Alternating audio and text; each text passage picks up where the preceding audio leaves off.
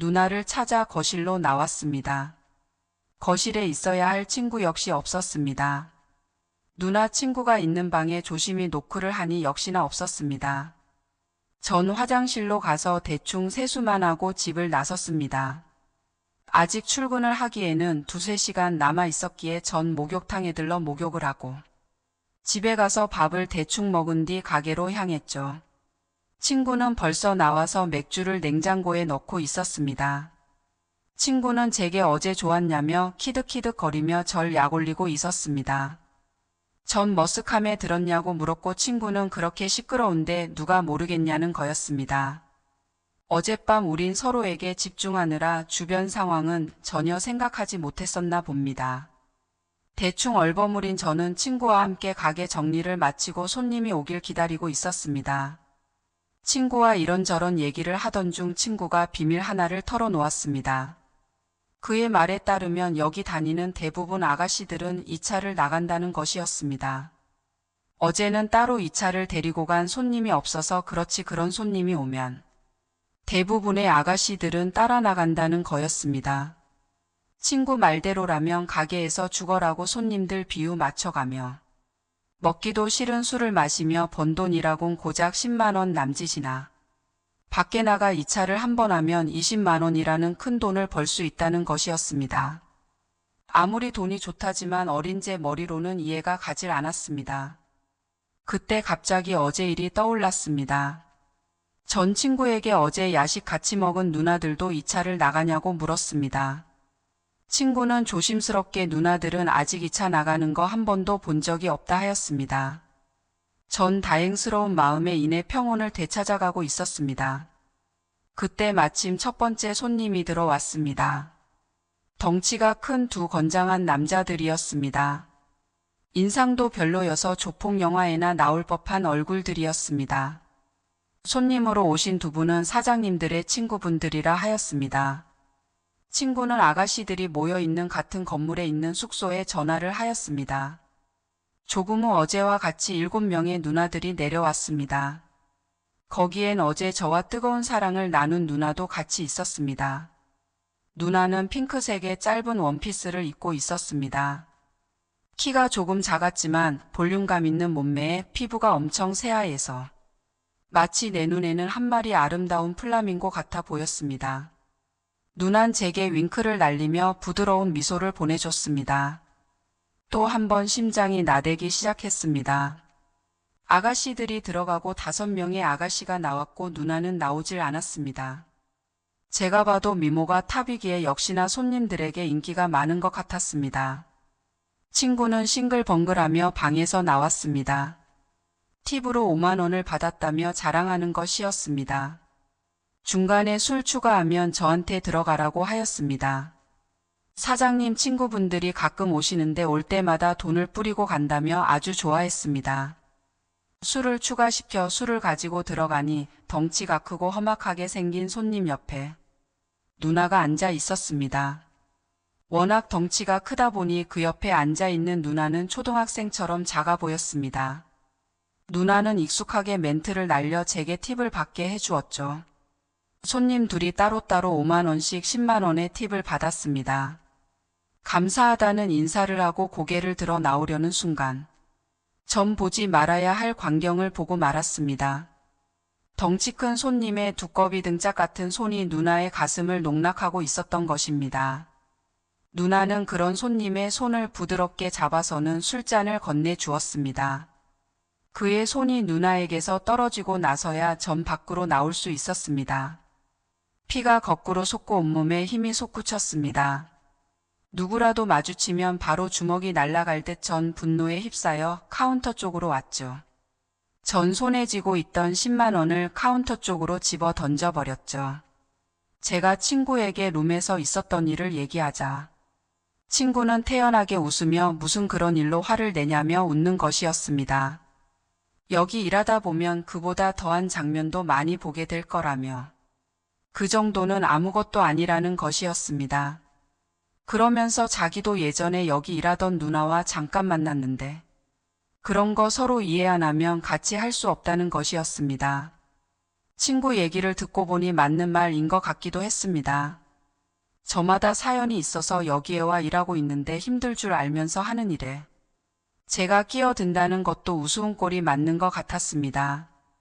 전 다시 마음을 추스리고 카운터에 앉아 친구와 이런저런 얘기를 나누었습니다. 그날 저녁은 아주 조용했습니다. 더 이상의 손님도 오지 않았고 오신 손님들마저도 노래는 안 부르고 계속해서 술만 마시며 이야기만 하는 것이었습니다. 그때 사장님이 오셨습니다. 사장님은 30대 중반의 나이인데도 중후한 멋을 풍기는 50대의 신사처럼 여유 가득하고 젠틀한 분이었습니다. 나도 나이를 먹으면 저렇게 먹고 싶다 할 정도로 폼나시는 분이었습니다.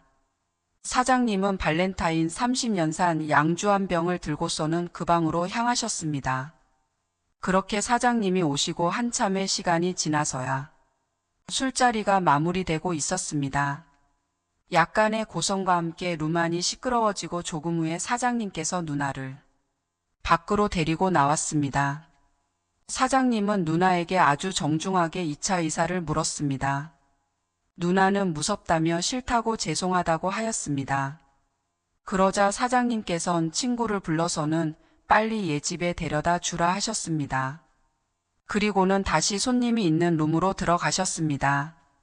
전 친구보다 빠르게 누나 앞으로 다가갔습니다. 누나의 눈엔 이슬 방울들이 송글송글 맺혀 있었습니다. 얼굴은 얼마나 울었는지 눈물을 타고 화장이 다 지워져 버렸습니다. 전 그런 누나를 제 허리춤에 안아버리곤 가게 밖으로 나와버렸습니다. 조금 후 누나의 옷가지와 가방을 들고 친구가 나왔습니다. 친구는 내가 정리하고 갈 테니 누나 데리고 먼저 들어가라는 것이었습니다. 누나의 집은 가게에서 그리 멀지 않았습니다. 전 누나의 눈물을 닦아주고 외투를 입혀서는 업어버렸습니다. 누난 괜찮다며 내려달라 하였지만 그런 그녀를 업고 전 누나의 집으로 향했습니다. 누나의 가슴과 배가 내 등에 밀착되니 너무나 따뜻했습니다. 누나의 미세한 떨림까지 고스란히 전달되고 있었습니다. 얼마나 무서웠을까 하는 생각에 전 너무 부끄러웠습니다. 아직도 등 뒤에서 흐느끼는 걸 보면 엄청 놀랐던 것 같습니다. 집에 들어와 누나를 누나 침대에 눕혀 주었습니다. 그리곤 이불을 덮어주고 안심해도 된다며 푹 쉬라고 하고는 집을 나서려 했습니다. 누나는 떨리는 목소리로 제게 안 가면 안 되냐며 혼자 있기 무섭다 하였습니다. 전 누나의 친구가 올 때까지 있어준다 하고 그녀의 옆에 누웠습니다. 누난 내 팔을 베개 삼아 소곤소곤 잠이 들고 있었습니다. 누나는 잠결인지 절 더 꽉 안으며 제게 몸을 밀착시켰죠. 누나를 달래주려 왔는데 머릿속에 갑자기 음란마귀가 쳐들어와 버렸습니다. 누나의 숨소리가 내 귀에 선명하게 느껴지고 있었습니다. 가슴은 내 어깨를 밀착하고 있었고 오른팔은 내 가슴을 가로질러 있었으며 오른쪽 다리는 제 왼다리 위에 걸쳐져 있었습니다. 난 어제와 같이 애국가를 열심히 불러댔습니다. 이 상황을 헤쳐나갈 수 있는 힘이 있어야 하는데 전 없었던 것 같습니다. 그렇게 애국가를 4절까지 10번 정도 불렀을 때였습니다. 그녀의 숨소리 패턴이 바뀌기 시작하였습니다. 조금씩 빨라지는 그녀의 숨소리에 저 또한 거칠게 숨을 몰아 쉬었습니다. 누나의 손이 갑자기 내 아래를 향하였습니다. 전 깜짝 놀라 소리를 지를 뻔했습니다. 누난 그런 나를 옆에서 지그시 바라보고 있었습니다. 난 미안하고 설레는 마음으로 그런 그녀를 안아주었습니다. 그렇게 우린 다시 한번 뜨거운 사랑을 나누었습니다. 조금 후 누나의 친구가 돌아왔고 전 누나의 친구에게 오늘 있었던 일을 얘기해주고는 누나 집을 나와 집으로 향했습니다. 평범하게 일하고 퇴근하고를 반복하며 며칠의 시간이 흘렀습니다. 누나는 제게 일 마치고 야식집에서 데이트를 하자 하였습니다. 전 좋다고 하였고 친구도 자기도 꼽살이 끼면 안 되냐며 보챘습니다. 우린 같이 가자고 하였고 누나도 누나 친구와 함께 저번처럼 넷이 보자 하였습니다.